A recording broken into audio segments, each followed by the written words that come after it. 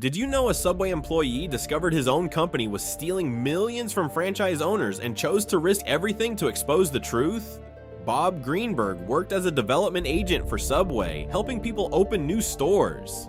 But he started noticing something terrible. The company was lying to new franchise owners about how much money they would make. They were opening too many stores in the same areas on purpose, knowing some would fail. Bob found emails that proved Subway executives knew new locations would lose money, but they collected the franchise fees anyway. Over 25,000 store owners were struggling because of these lies. When Subway offered Bob a promotion and a huge paycheck to stay quiet, he faced an impossible choice. He could take the money and ignore the fraud, or risk his career to help thousands of innocent people. Bob chose to do what was right. He secretly saved all the evidence and testified in court against his own company. Subway tried to destroy his reputation, but Bob never gave up. His courage paid off. The courts awarded massive settlements to the cheated franchise owners. Bob became a respected advocate for franchise rights, earning substantial consulting fees while helping reform the entire industry. Sometimes doing the right thing costs everything at first, but creates something much better in the end.